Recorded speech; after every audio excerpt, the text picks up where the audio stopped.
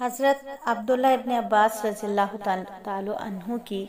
ایک جامع اور طویل حدیث شریف کے آخر میں یہ الفاظ ہیں کہ جب عید کی صبح ہوتی تو حق تعالی شانہ فرشتوں کو تمام گلیوں کے راستوں کے سروں پر کھڑا کر دیتے اور ایسی آواز سے جس کو جنات اور انسان کے سوا ہر مخلوق سنتی ہے پکارتے ہیں کہ اے محمد صلی اللہ علیہ وآلہ وسلم کی امت، اس کریم رب کی درگاہ کی طرف چلو جو بہت زیادہ عطا فرمانے والا ہے، وہ بڑے سے بڑے قصور کو معاف فرمانے والا ہے۔ پھر جب لوگ عیدگاہ کی طرف نکلتے ہیں تو حق تعالی شانہ فرشتوں سے دریافت فرماتے ہیں کیا بدلہ ہے اس مزدور کا جو اپنا کام پورا کر چکا ہو؟ وہ عرض کرتے ہیں ہمارے معبود، ہمارے مالک، اس کا بدلہ یہی ہے کہ اس کی مزدوری پوری دے دی جائے۔ تو حق تعالی شانہ ارشاد فرماتے ہیں فرشتوں،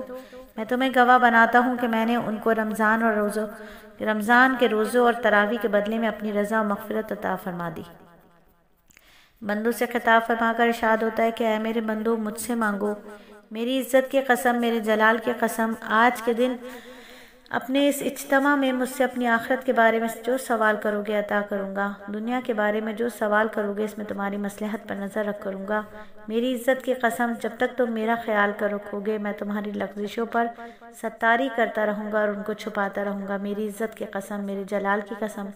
میں تمہیں مجرموں اور کافروں کے سامنے رسوا اور فضیحہ نہ کروں گا۔ بس اب بخشے بخشائے اپنے گھروں کو لوٹ جاؤ، تم نے مجھے راضی کر دیا اور میں تم سے راضی ہو گیا۔ بس فرشتے اس اجر و ثواب کو دیکھ کر جو اس امت کو افطار کے دن ملتا ہے خوشیاں مناتے ہیں اور کھل جاتے ہیں۔ جس شخص نے بھی کلمہ پڑھا اس یقین کے ساتھ کہ اللہ کے سوا کوئی عبادت کے لائق نہیں، محمد صلی اللہ علیہ وآلہ وسلم اللہ کے رسول ہیں، جس نے اخلاص کے ساتھ یہ کلمہ پڑھا تو یہ کلمہ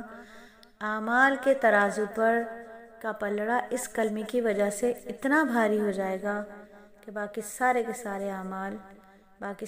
سارے اعمال کو تولا جائے اور ایک پلڑے میں اس کلمے کو رکھا جائے تو یہ کلمہ ان اعمال سے کہیں زیادہ بڑھ کر ہوگا۔ تو کلمے کے 2 حصے، 4 یقین ہیں۔ پہلا جز اللہ سے ہونے کا یقین اور اللہ کے غیر سے کچھ نہ ہونے کا یقین ہمارے دلوں کے اندر آ جائے۔ دوسرا جز نبی صلی اللہ علیہ وآلہ وسلم کا طریقہ، دنیا اور آخرت کی کامیابی کا طریقہ، اور غیروں کا طریقہ، دنیا اور آخرت کی ناکامی کا طریقہ۔ تو عید جیسا دن، ہمارا اسلامی تہوار، اللہ تعالیٰ کی طرف سے دعوت کا دن، خوشیوں کا دن، تو عید بھی پھر آقا کے طرز عمل پر ہی اگر بنایا جائے یہ دن بھی تو پھر اللہ کے یہاں بھی قبول اور دنیا میں بھی قبول۔ دنیا میں بھی اس کی برکتیں اور رحمتوں کا نزول ہم دیکھیں گے اور آخرت میں تو اس کا خوبی اجر کمائیں گے انشاءاللہ تعالی۔ حضرت ابو سعید خدری رضی اللہ تعالیٰ عنہ سے روایت ہے رسول اللہ صلی اللہ علیہ وآلہ وسلم عید الفطر اور عید الاضحیٰ کے دن عیدگاہ تشریف لے جاتے تھے۔ سب سے پہلے آپ نماز پڑھاتے تھے، پھر نماز سے فارغ ہو کر لوگوں کی طرف رخ کر کے خطبے کے لیے کھڑے ہو جاتے تھے۔ لوگ بدستور صفوں میں بیٹھے رہتے تھے، پھر آپ ان کو خطبہ اور واعظ و نصیحت فرماتے، احکام دیتے تھے، اور اگر آپ کا ارادہ کوئی لشکر یا دستہ تیار کر کے کسی طرف روانہ کرنے کا ہوتا تو آپ عیدین کی نماز و خطبہ کے بعد اس کو بھی روانہ فرماتے تھے، یا کسی خاص چیز کے بارے میں آپ کو کوئی حکم دینا ہوتا تو اسی موقع پر وہ بھی دیتے تھے۔ پھر ان ساری مہمات سے فارغ ہو کر آپ عیدگاہ سے واپس ہوتے تھے۔ حضرت جابر بن سمرہ رضی اللہ تعالیٰ عنہ سے روایت ہے کہ میں نے رسول اللہ صلی اللہ علیہ وآلہ وسلم کے ساتھ عید کی نماز 1 یا 2 دفعہ نہیں بلکہ بہت دفعہ پڑھی، ہمیشہ بغیر اذان اور بغیر اقامت کے۔ حضرت ابن عباس رضی اللہ تعالیٰ عنہما سے روایت ہے رسول اللہ صلی اللہ علیہ وآلہ وسلم نے عید الفطر کے دن 2 رکعت نماز پڑھی اور اس سے پہلے یا اس کے بعد آپ نے کوئی نفل نماز نہیں پڑھی۔